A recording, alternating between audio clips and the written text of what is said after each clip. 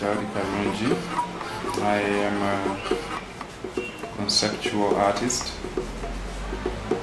I started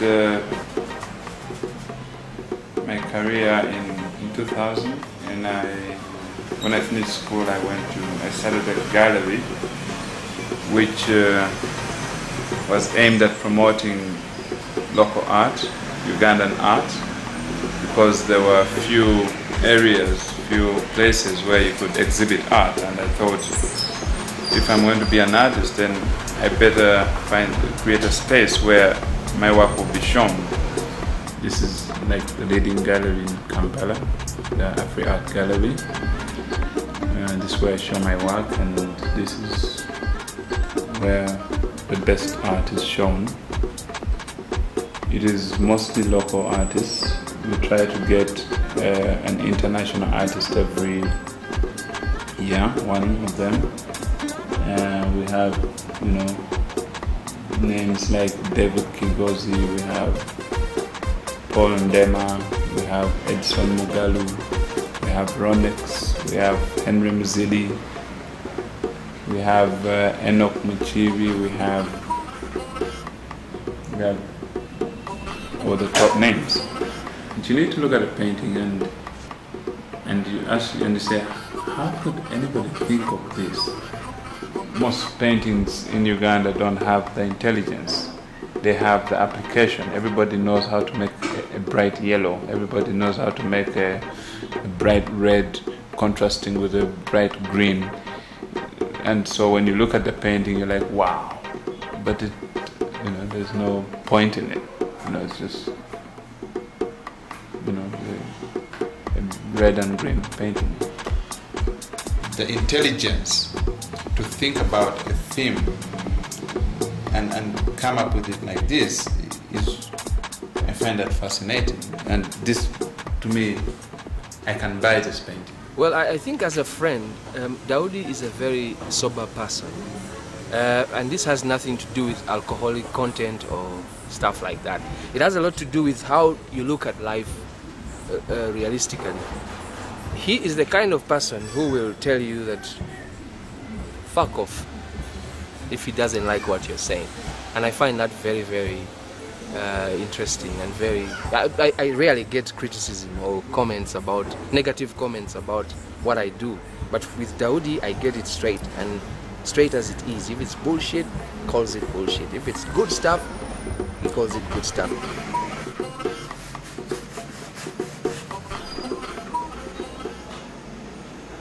He's very hard to describe in one word. There's no one way to describe Daudi. He's very bright, and he's very creative, and when you talk to him and his hands move, and he's got these long, elegant, artistic fingers, and he thinks, and he's a thinker, but a doer, and there's a lot to him that unveiling little bits at a time that I don't know. These pieces I bought there's a series of 3, and they're very bold in color. It's red, and they're large, and then inside is it's like a gold postage stamp, but on a large scale. And there's texture, and there's color, and there's a bit of reflective quality to them. And I haven't decided where I'm going to put them yet, because I have no space at the moment, so they're leaning up against the wall in my house.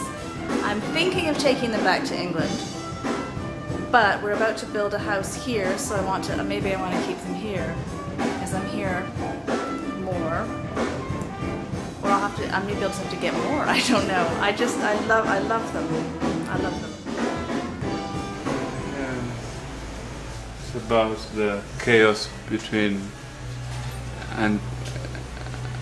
the anti-homosexual bill and the different views about it.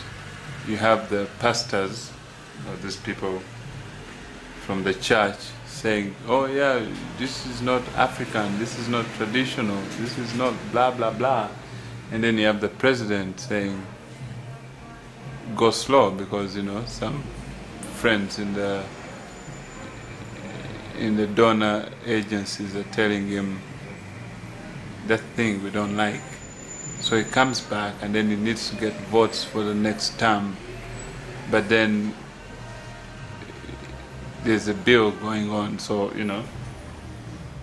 And then there's all this stuff, like there's a pastor talking about stop it, yet a few months ago there was a story going on about another pastor who is actually, they're saying is homosexual, and then, so then you're like people in the same camp believing in different things and this denying that, and so crazy. It's bullshit.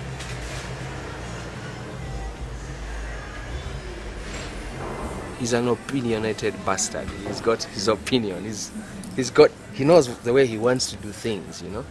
But then I think because he's such a wise guy, he sleeps over it and then thinks about it, and then before I know it, he's doing it. But then he does it in such a way that it is his idea, and then you can't claim credit for it. It's his idea, and before he makes it his idea, he cannot do it. That is Daudi for you. No, my philosophy is that there's no point in dwelling on the sadness of life, rather the happiness, the joy of life. And one of the tools of doing that is surrounding yourself with art. In 2001, I got to interact with some artists from the East African region. We went for an art workshop in Bagamoyo, and I conceived an idea of starting some kind of organization in Uganda that directly catered for the interests of artists. And I lived with this idea for the past nine years, until 2 years ago, for the past like 6 years, until 2 years ago, when we really got down to have some serious discussions with Daudi. And I must say that Daudi is one person who has enabled me to see this idea of Kampala Arts Trust really take root and produce some fruits. Because now Daudi and I are doing a magazine, which is Start. This is a magazine that documents art in Uganda, and it was started by Ugandans. And I'm glad to say that Daudi and I are the two people who single-handedly thought about this, had sleepless nights about it, and then saw it happening. And then we integrated that idea of the magazine into the bigger picture of the Kampala Arts Trust. And now we are seeing a lot of things really happening. We are making art an integral part of Kampala. And we are also planning symposiums and workshops together. Things which were missing in Uganda, simply because most of the people who were trying to organize art in Kampala were really not practicing artists. There were people who had maybe other interests, but for us, we are really concerned with the growth and development of art in the city, and we want to make ourselves important.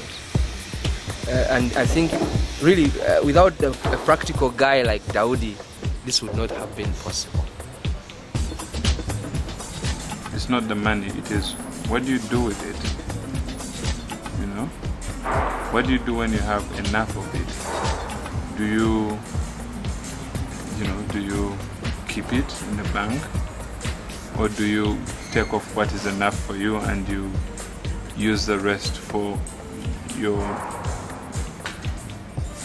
desires? Like, you know, I intend to invest all my money in the promotion of the art in Uganda, you know, like the industry of art in Uganda. We're actually trying to build a museum and create something about art in Uganda, so that generations, because generations are not going to see how much money you made, but generations will see the foundations that you laid for that industry.